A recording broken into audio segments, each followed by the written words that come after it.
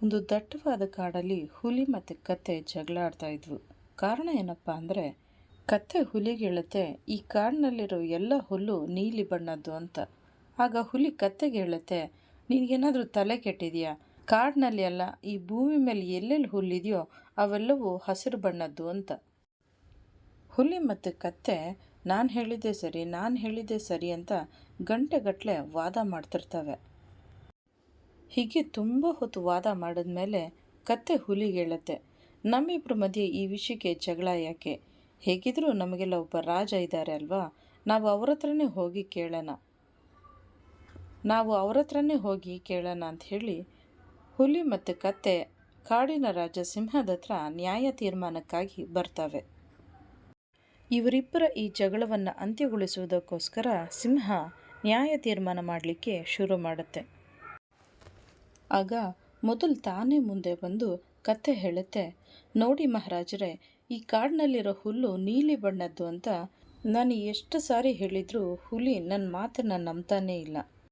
ಮಹಾರಾಜರೇ, ನನ್ನ ಮಾತಿನ ಪ್ರಕಾರ ಈ ಕಾಡಿನಲ್ಲಿರೋ ಹುಲ್ಲಿನ ಬಣ್ಣ ನೀಲಿಯಾಗಿದೆಯೋ ಅಥವಾ ಈ ಹುಲಿ ಹೇಳೋ ಪ್ರಕಾರ ಈ ಕಾಡಿನಲ್ಲಿರುವ ಹುಲ್ಲಿನ ಬಣ್ಣ ಹಸಿರಾಗಿದೆಯೋ ಅಂತ ನೀವೇ ಹೇಳಬೇಕು. ಕತ್ತೆಯ ಈ ಮಾತನ್ನು ಕೇಳಿದ ಕೂಡಲೇ ಸಿಂಹ ಹೇಳುತ್ತೆ, ಹೌದು, ನೀನು ಹೇಳಿದ ಪ್ರಕಾರ ಈ ಕಾಡಿನಲ್ಲಿರೋ ಹುಲ್ಲಿನ ಬಣ್ಣ ನೀಲಿಯದ್ದೇ ಆಗಿದೆ. ಆ ಹುಲ್ಲಿನೇ ನಿನ್ನ ಹತ್ರ ಸುಳ್ಳು ಹೇಳ್ತಾ ಇದೆ. ಆ ಹುಲಿಗೆ ತಕ್ಕ ಶಿಕ್ಷೆ ಕೊಡ್ತೀನಿರು ಅಂತ ಹೇಳುತ್ತೆ. ರಾಜನ ಈ ಮಾತನ್ನು ಕೇಳಿದ ಕೂಡಲೇ ಕತ್ತೆ ಕುಣಿಯೋಕೆ ಶುರು ಮಾಡುತ್ತೆ. ಆಗ ಸಿಂಹ ಹುಲಿಯ ಕಡೆಗೆ ನೋಡ್ತಾ, ಕಾಡಿನ ರಾಜನಾದ ನಾನು ಇವತ್ತಿಂದ 3 ವರ್ಷಗಳ ಕಾಲ ನೀನು ಯಾರ ಜೊತೆನೂ ಮಾತಾಡದೇ ಇರೋ ಹಾಗೆ ನಿನಗೆ ಮೌನವಾಗಿರೋಂಥ ಶಿಕ್ಷೆನ ವಿಧಿಸ್ತಾ ಇದ್ದೀನಿ ಅಂತ ಹೇಳುತ್ತೆ. ರಾಜನ ಈ ನಿರ್ಧಾರವನ್ನು ಕೇಳಿಸ್ಕೊಂಡ ಹುಲಿ ಮರು ಮಾತನಾಡದೆ ಅದನ್ನು ಸ್ವೀಕಾರ ಮಾಡುತ್ತೆ. ರಾಜ ಹೇಳಿದ ತೀರ್ಪನ್ನು ಕೇಳಿದ ಮೇಲೆ ಕತ್ತೆ ಖುಷಿಯಿಂದ ಡ್ಯಾನ್ಸ್ ಮಾಡಿಕೊಂಡು ಅಲ್ಲಿಂದ ಹೊರಟೋಗುತ್ತೆ.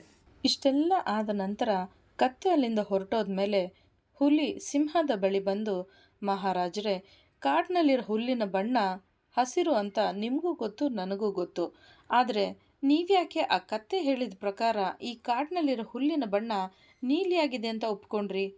ಅದು ಅಲ್ಲದೆ 3 ವರ್ಷಗಳ ಕಾಲ ಯಾರ ಜೊತೆನೂ ಮಾತಾಡದೆ ಮೌನವಾಗಿರೋ ಥರ ನನಗ್ಯಾಕೆ ಶಿಕ್ಷೆ ಕೊಟ್ರಿ ಅಂತ ಕೇಳುತ್ತೆ.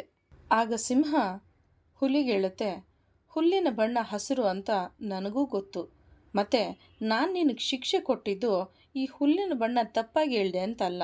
ನೀನು ಈ ಕಾಡಿನ ಹುಲಿ, ಅತ್ಯಂತ ಬಲಿಷ್ಠವಾದ ಪ್ರಾಣಿಗಳಲ್ಲಿ ನೀನು ಕೂಡ ಒಬ್ಬ. ಎಷ್ಟೋ ಪ್ರಾಣಿಗಳು ನಿನ್ನ ನೋಡಿ ಹೆದರ್ಕೊಂಡು ಓಡೋಗ್ತವೆ. ನಿನ್ನ ಶಕ್ತಿ, ನಿನ್ನ ಸಾಮರ್ಥ್ಯ ಎಲ್ಲವನ್ನು ಮರೆತು ಒಂದು ಸಣ್ಣ ಮಾತಿಗೆ ಆ ಕತ್ತೆಯ ಜೊತೆ ಜಗಳ ಆಡಿ ನಿನ್ನ ಗೌರವನ ನೀನೇ ಕಳ್ಕೊಳ್ತಿದೆಯಲ್ಲ, ಅದಕ್ಕಾಗಿ ನಿನಗೆ ಈ ಶಿಕ್ಷೆ ನೀಡಿದ್ದೀನಿ. ಆ ಕತ್ತೆ ಇವತ್ತು ಬಂದು ಈ ಹುಲ್ಲು ನೀಲಿಯಾಗಿದೆ ಅಂತ ಹೇಳಿದೆ, ನಾಳೆ ಬಂದು ಕೆಂಪಗಿದೆ ಅಂತ ಹೇಳುತ್ತೆ. ಅದರ ಮಾತಿಗೆ ತಲೆ ಕೆಡಿಸ್ಕೊಂಡು ಆ ಕತ್ತೆ ಜೊತೆ ಜಗಳ ಆಡಿದ್ರೆ ನಿನಗಿರ್ತೇನೆ ಕಡಿಮೆ ಆಗೋದು. ಸ್ನೇಹನೇ ಆಗಲಿ ಶತ್ರುತ್ವನೇ ಆಗಲಿ ಯಾವಾಗಲೂ ನಮಗೆ ಸರಿಸಮಾನವಾಗಿರುವಂಥವ್ರ ಜೊತೆ ಇಟ್ಕೋಬೇಕು, ಇಲ್ಲದಿದ್ದರೆ ನಮ್ಮ ಬೆಲೆನೇ ಕಡಿಮೆ ಆಗೋದು ಅಂತ ಹೇಳಿ ಸಿಂಹ ಹುಲಿನ ಅಲ್ಲಿಂದ ಕಳಿಸ್ಕೊಡುತ್ತೆ. ಈ ಕಥೆಯ ತಾತ್ಪರ್ಯ ಏನಪ್ಪ ಅಂದರೆ, ಜನ ನಮ್ಮನ್ನು ನೋಡಿ ಕೆಣಕ್ತಾರೆ ಅಂದ ಮಾತ್ರಕ್ಕೆ ಅವ್ರು ಆಡೋ ಪ್ರತಿ ಮಾತಿಗೂ ನಾವು ಬೆಲೆ ಕೊಟ್ಟರೆ ನಮ್ಮ ಬೆಲೆ ನಾವು ಕಳ್ಕೊಬೇಕಾಗತ್ತೆ.